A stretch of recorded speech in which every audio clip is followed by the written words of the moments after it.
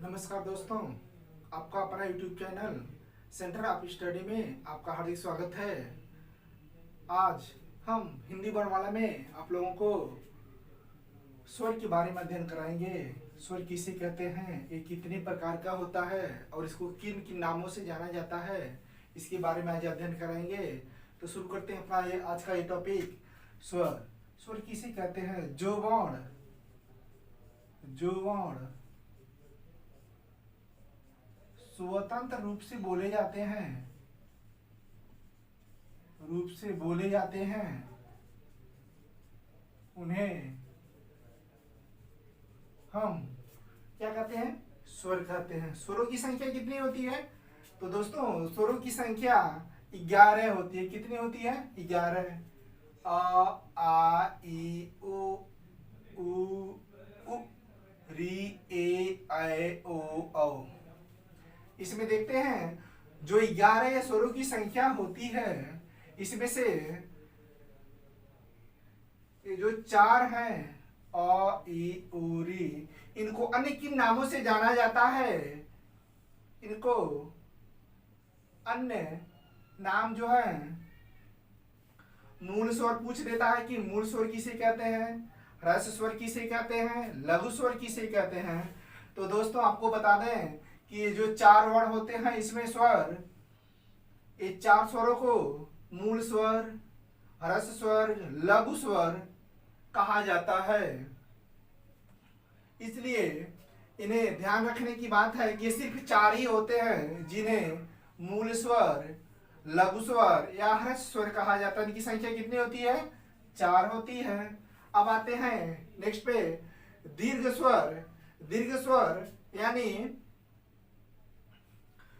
कहा जाए इसे, इसकी अपेक्षा यह बड़े होते हैं। इसकी अपेक्षा क्या होते हैं? बड़े होते हैं। जैसे आ, ई, उ, ए, ऐ, ओ, औ। इनकी संख्या कितनी होती है? 4 होती है। अगर पूछ दे कि इसमें जो स्वरों की संख्या है, इसमें दीर्घ स्वर कितने होते हैं, तो वो कितने बताएंगे? 7। दीर्घ स्वरों की संख्या कितनी होती है, तो बताएंगे कितने? 7 होती है। उसके बाद आप करते हैं नेक्स्ट में, जो 7 होती हैं, इसमें से 3 क्या होते हैं? इन्हें दीर्घ संधि स्वर कहा जाता है अथवा सजाती स्वर कहा जाता है। इसको जान लेते हैं कि सजाती स्वर क्यों कहा जाता है। इसको इसलिए कहा जाता है कि जैसे अ और अ मिलके क्या होता है?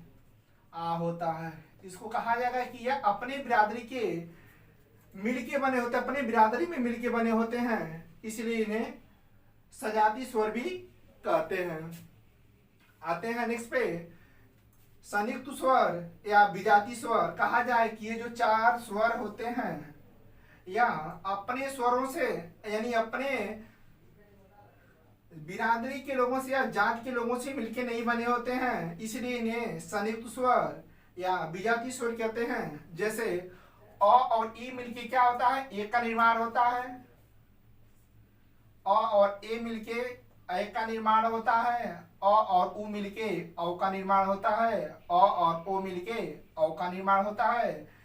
और इसमें 2 और चीजें होती हैं, अयोग्यमा, जिसे न तो यह व्यंजन में आते हैं और न ही यह स्वर में आते हैं।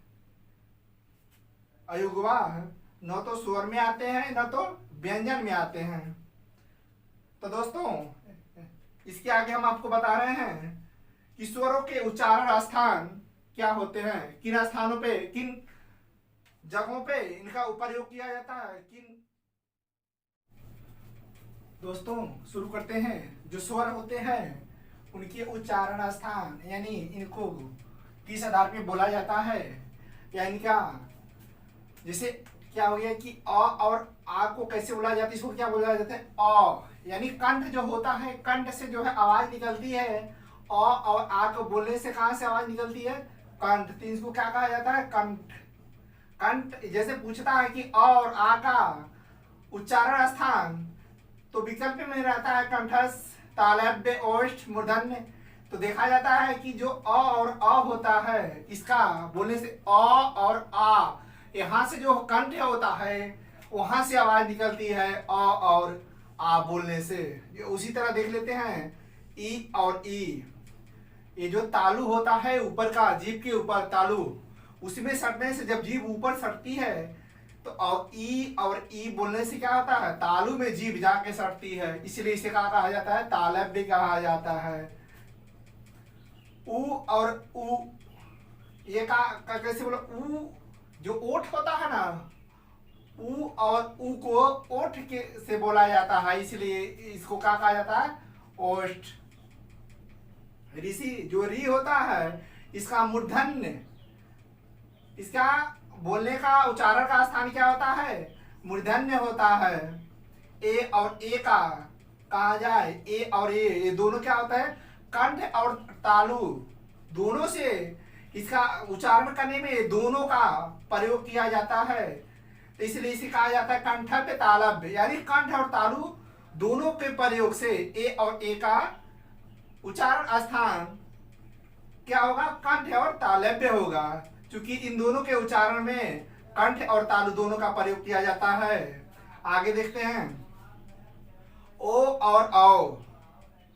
ओ और औ ये क्या है, कंठ, जैसे अ है यहाँ पे भी ये ओ है, ये अ है, यहाँ पे क्या होगा, ये कंठ में आएगा जरूर, कंठ में आएगा यह, उसके बाद क्या हो जाएगा, ओ है, ऊ है, यहाँ पे ओ होगा, ये क्या हो जाएगा, कंठ, कंठ ओष्ठ, माने कंठ और ओष्ठ को मिलाने से जैसे ओ बोला जाता है तो ओष्ठ भी उसमें सम्मिलित होता है। कहा जाए ओ और ओ का उच्चारण स्थान क्या होता है, कंठ और ओष्ठ दोनों होता है। आप आगे देखते हैं जीभ के आधार पे उच्चारण स्थान, जैसे जीभ के आधार पे कैसे बोला जाता है, इसको देखते हैं। अग्रभाग मान जीभ के जो आगे वाला भाग होता है, ई ए आए, जीभ के आगे वाले भाग से इसको बोला जाता है, इसलिए इसे क्या कहते हैं, अग्र स्वर कहते हैं। मध्य स्वर, अग्र स्वरों की संख्या कितनी होती है, तो लिखेंगे 4 होती है। मध्य स्वर सिर्फ इसमें क्या होता है, अ होता है, जो ये मध्य में जो बोला जाता है मध्य स्वर में, इसको ये अ हो जाएगा। पसच यानी पीछे वाला जो भाग होता है उसे बोला जाता है आ उ ओ आए, जो पाछे वाला भाग होता है जीभ का उसे आ उ ओ औ। इसमें स्वरों की संख्या कितनी होती है, 5 होती है। तो दोस्तों आज के लिए सिर्फ इतना ही। आप हमारे चैनल को अधिक से अधिक शेयर सब्सक्राइब अवश्य करें, कमेंट करें। नमस्कार।